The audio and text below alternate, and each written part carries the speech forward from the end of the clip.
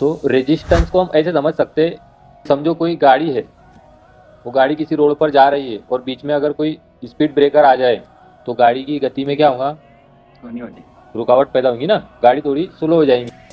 तो वो स्पीड ब्रेकरों ने क्या किया, इसको उसके गति में बाधा डाला। उसी तरीके से रेजिस्टेंस क्या करता है, करंट की गति में बाधा डालता है, उसको रुकावट करता है। ठीक है, रेजिस्टेंस का एक गुण होता है कि जो अपने में से प्रवाहित होने वाली विद्युत धारा का विरोध करता है, उसको रेजिस्टेंस कहते हैं। और उसको आर से दर्शाया जाता है और उसको ओम में नापा जाता है। ठीक है, दूसरा है अपना इंडक्टेंस। जैसे हम अगर उसका एग्जांपल देखें, अगर कोई सीधा रोड है तो गाड़ी कैसी जाएंगी, स्पीड में चली जाएंगी। और अगर उसी रोड के ऊपर बहुत ज़्यादा मोड़ है तो गाड़ी कैसी जाएंगी, स्लो जाएंगी। किस वजह से, क्योंकि टर्न ज़्यादा है, बदलाव ज़्यादा है, तो उसमें से जो करंट प्रवाहित होती है तो वो उसके बदलाव का विरोध करता है। बरोबर, जैसे डीसी करंट तो बदलता नहीं है ना, लेकिन एसी करंट अल्टरनेटिंग होता है, वो बदलता है, पॉजिटिव निगेटिव होता रहता है, तो वो उसके बदलाव का भी विरोध करता है। तो उसको हम बोलते हैं इंडक्टेंस। इंडक्टेंस को हम एल से दर्शाते हैं और उसको हेनरी में। अगला जो हमारा लास्ट है इम्पेडेंस। इम्पेडेंस जो टोटल विरोध रहता है सर्किट का। अब उसमें रेजिस्टेंस भी आ जाएगा, कैपेसिटेंस भी आ जाएगा और इंडक्टेंस भी आ जाएगा। बरोबर, तो जो टोटल विरोध रहा उसको हम क्या बोलेंगे, इम्पेडेंस। चलो आज अपना प्रैक्टिकल है measure the resistance, impedance and inductance of chalk coil. चलो तो अब हम देखेंगे कि इस प्रैक्टिकल को करने के लिए लगने वाले अपनों को इसेंशियल एपरेटस और मटेरियल क्या क्या है। तो इसके लिए हमको सबसे पहले तो लगेगा चॉक कॉइल, जो अपने पहले यूनिट ट्यूबलाइट के अंदर यूज़ होती थी 40 वाट की, वो चॉक कॉइल यूज़ होंगी। उसके बाद कनेक्टिंग वायर, उसके लिए डिजिटल वोल्ट मीटर, एक multimeter, ammeter, transformer single phase, DC supply अपने पास है। चलो अब इसके रेजिस्टेंस नापने के लिए हमने इसके कनेक्शन कर दिए है। तो कनेक्शन कुछ इस तरीके से है कि जो प्लस आएगा हमारे डीसी सप्लाई से वो डायरेक्ट जाएगा मीटर के अंदर, और मीटर के बाद किसको मिलेगा, कॉइल में, और कॉइल से फिर जाएगा निगेटिव को। मतलब कि जो भी करंट पास होगा इसके कॉइल में से वो किसके श्रेणी में है, एम मीटर के। तो यहाँ पर ही अपनों को कॉइल में से जाने वाला करंट एम मीटर के जरिए पता चल जाएगा। बरोबर, और वोल्ट मीटर को हम कैसे लगाते हैं, पैरेलल में। तो इस वोल्ट मीटर को डायरेक्ट हमने पैरेलल में लगा दिया, ये प्लस को प्लस और ये माइनस को माइनस। बरोबर, तो यहाँ पर हमको करंट भी देखने मिल जाएगा और वोल्टेज भी देखने मिल जाएगा। बरोबर, तो इससे हम पता करेंगे रेजिस्टेंस। लेकिन यही कॉइल का अपनों को इंडक्टेंस भी पता करना है। बरोबर, और इसी कॉइल का अपनों को इम्पीडेंस भी पता करना है, क्योंकि अभी ये कॉइल को डीसी सप्लाई दे रहे हैं, तो डीसी सप्लाई के अंदर बदलाव होता है क्या, नहीं होता। इसके अंदर केवल क्या होगा, रेजिस्टेंस ही रहेगा। लेकिन जैसे ही हम उसको एसी सप्लाई देंगे तो इसके अंदर रेजिस्टेंस के साथ एक चीज़ और ऐड हो जाएगी, इंडक्टेंस। इंडक्टेंस क्या करता है कि करंट के होने वाले बदलाव का भी विरोध करता है। और इसमें जो कॉइल है, ये कॉइल के अंदर से अपने अंदर से प्रवाहित होने वाले विद्युत धारा का विरोध कर रही है, वो रेजिस्टेंस। प्लस एक चीज़ और बढ़ जाएंगी एसी में, कि वो अपने अंदर से प्रवाहित होने वाले करंट के बदलाव का भी विरोध करेगा, है ना। तो ये इंडक्टेंस और रेजिस्टेंस दोनों मिला के फिर क्या बनेगा, इम्पीडेंस। तो अपनी तीनों पैरामीटर्स को पता करेंगे। तो सबसे पहले हम जान लेते हैं रेजिस्टेंस। ठीक है, अभी हम इसको चालू करेंगे और देखेंगे कि इसमें कितना वोल्टेज और कितना करंट आ रहा है। देखो वोल्टेज कितना बता रहा है, 12.0। तो वोल्टेज यहाँ पर लिख लेंगे 12.0 वोल्टेज, मतलब तकरीबन ये 12 ही वोल्ट है। और करंट कितना आ रहा है, 150 है ना, 100 और 200 के बीच में रुक रहा है। इसका मतलब 150 मिली एम्पियर। कितना है, 150 मिली एम्पियर, यानी कि 0.15 एम्पियर। अब अपनों को रेजिस्टेंस पता करना है। क्या पता करना है, रेजिस्टेंस पता करना है। तो रेजिस्टेंस का फार्मूला क्या है, V अपॉन I, है ना।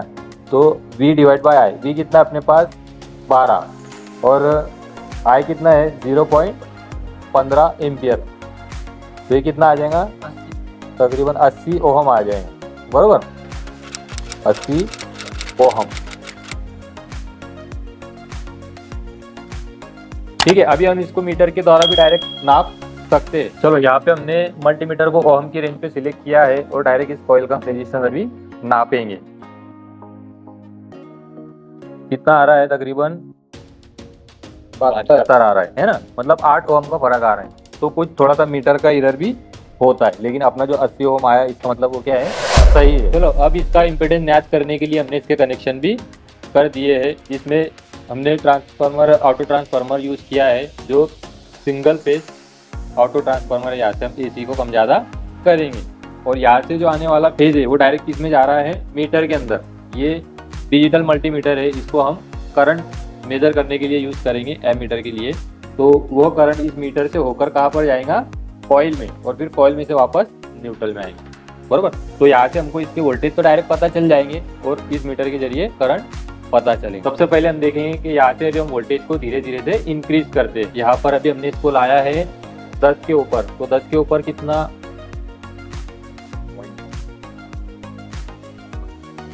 देखो 10 के ऊपर कितना करंट बता रहा है? 0.4 एम्पियर। तो अभी हम इसको यहाँ से थोड़ा सा बढ़ाएंगे, है ना।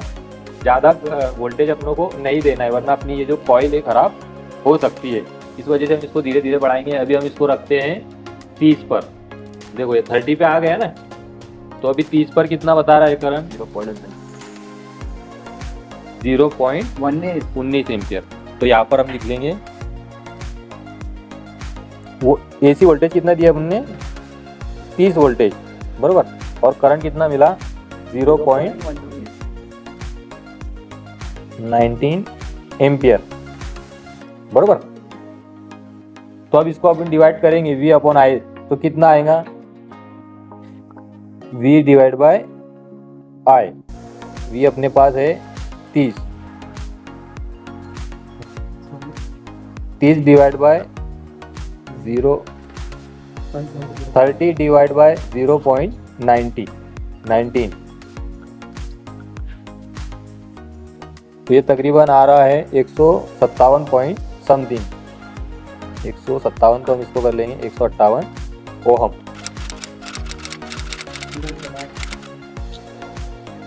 चलो अभी हमने रेजिस्टेंस पता कर लिया है, और इम्पीडेंस भी हमने पता कर लिया है, बराबर। अभी अपनों को क्या पता करना था? इंडक्टेंस। क्या पता करना था? इंडक्टेंस। तो इंडक्टेंस पता करने के लिए हमको क्या मालूम करना पड़ेगा? पहले इंडक्टिव रिएक्टेंस। क्या मालूम करना पड़ेगा? इंडक्टिव रिएक्टेंस, जो होता है अपना 2πfL, है ना। एल अपना क्या है? ये है इंडक्टेंस। क्या बोलते हैं इसको? इंडक्टेंस। तो यहाँ पर देखो, इंडक्टेंस पता करने के लिए हमको सबसे पहले तो जो इम्पीडेंस है वो पता करना पड़ा। तो उसमें हमको आर भी पता था, लेकिन जो इंडक्टिव रिएक्टेंस है वो नहीं पता था, है ना। तो उसके लिए हमने क्या किया कि इम्पीडेंस को पता किया और रेजिस्टेंस को पता किया, बराबर। अभी इसके ऊपर ये अंडर रूट है, अंडर रूट को अगर हम हटाएंगे तो इधर के साइड पे एक स्क्वायर आ जाएंगे, बराबर, जेड स्क्वायर। तो Z square is equal to R square plus XL square, बराबर। तो हमको एक्सएल पता करना है, तो एक्सएल अभी सेपरेट नहीं है, एक्सएल के साथ क्या है? रेजिस्टेंस है ना, रेजिस्टेंस का स्क्वायर। तो रेजिस्टेंस को हम उधर भेजेंगे, तो ये यहाँ पर इसके प्लस में था, तो इधर जाके जेड के किस में आ जाएगा? ये माइनस में आ जाएगा, बराबर। तो इस तरीके से अपने को मिल जाएगा XL is equal to Z square minus R square, बराबर। तो अब ये स्क्वायर तीनों के ऊपर है, तो हम ये तीनों के स्क्वायर गायब कर देंगे, तो हमको टोटल ये फॉर्मूला मिलेगा XL is equal to Z minus R, बराबर। तो यहाँ पर हमको जेड कितना मिला है? 158 है ना, जेड अपनों को 158 मिला ना, माइनस आर कितना मिला अपनों को? आर मिला 80 ओम। तो यहाँ पर हम लिखेंगे 80 ओम। 158 माइनस 80 अगर हम करेंगे तो कितना आएगा? ये आएगा 78 ओहम। कितना ये अपनों को एक्सएल मिलेगा, इंडक्टिव रिएक्टेंस मिलेगा। इंडक्टिव रिएक्टेंस की यूनिट भी ओहम ही होती है, बराबर। ये अपनों को मिला 78 ओहम। तो अब यहाँ पर हमारे पास एक्सएल भी पता चल गया, बराबर। और 2 तो कांस्टेंट है, पाई की वैल्यू कितनी होती है? 3.142। और फ्रीक्वेंसी, एफ का मतलब क्या है? अपनी जो एसी सप्लाई आ रहा है उसकी फ्रीक्वेंसी। तो फ्रीक्वेंसी कितनी आती है अपने यहाँ पर? 50 हर्ट्ज, बराबर। तो अभी सब चीज़ अपनों को पता चल गई है, लेकिन अपनों को क्या पता नहीं है? एल पता नहीं है, बराबर। इंडक्टेंस पता करना है ना, तो इंडक्टेंस को हम क्या करेंगे? वो सेपरेट करने के लिए 2πf को हम इधर के साइड भेजेंगे, तो ये मल्टीप्लिकेशन में, तो इज इक्वल टू के इधर के साइड आएगा, तो किस में आ जाएगा? डिवीजन में आ जाएगा, है ना। तो ये 2πf डिवीजन में आ जाएगा, ये एक्स्ट्रा लिखे गया है अपनों से 2πf, ये किस एक्सेल के डिवीजन में आ जाएगा। अब इसको अपन पता करेंगे, एक्सेल की कीमत कितनी अपने पास, अभी जो पता कि हमने 78। उसके बाद 2 तो कांस्टेंट है, फिर उसके बाद मल्टीप्लाई बाय 3.142, उसके बाद मल्टीप्लाई बाय फ्रीक्वेंसी कितनी अपनी 50, बराबर। अब इसको हम सॉल्व करेंगे तो 0.248 हेनरी। इंडक्टेंस को काय में नापते हैं, हेनरी में नापते हैं, और रेजिस्टेंस को ओहम में नापते हैं, बराबर। चलो, तो हमने इसके अंदर रेजिस्टेंस पता किया, इम्पीडेंस पता किया, इंडक्टेंस भी पता किया। तो हमने डीसी के अंदर देखा, तो डीसी के अंदर इंडक्टेंस तो नहीं रहता है, बराबर। डीसी में क्या होता है, सिर्फ रेजिस्टेंस होता है। तो रेजिस्टेंस हमको मिला 80 ओहम। लेकिन जैसे हमने उसको डीसी से एसी सप्लाई दिया, तब अपनों को कितना रेजिस्टेंस मिला, इम्पीडेंस, उसका इम्पीडेंस मतलब कुल प्रतिरोध कितना मिला, 158 ओहम, है ना। बढ़ के मिला ना, क्योंकि उसका पदार्थ का जो गुण था रेजिस्टेंस, वो भी इसके अंदर ऐड हो गया, बराबर। समझो कोई रोड है जिसके ऊपर एक गतिरोधक बने हुए, तो गतिरोधक क्या है, रेजिस्टेंस है। लेकिन अगर समझो उसी रोड के ऊपर ज्यादा मोड़ भी रहेंगे, तो मोड़ पे गाड़ी पास जाएंगी, नहीं जाएंगी ना। तो मोड़ के कारण भी क्या होगा, गाड़ी स्लो होगी, मतलब करंट को अपोज होगा, है ना। तो ऐसा समझो कि जब एसी सप्लाई दी है, तब रेजिस्टेंस भी आ गया और इंडक्टेंस भी आ गया। तो जिस तरीके से टर्न्स होते हैं रोड के, बदलाव होते हैं, उसी तरीके से एसी सप्लाई के अंदर भी बदलाव होते हैं। अल्टरनेटिंग होता है ना, पॉजिटिव और निगेटिव। तो पॉजिटिव और निगेटिव के बदलाव को भी वो विरोध करता है, उस गुण को हम बोलते हैं इंडक्टेंस।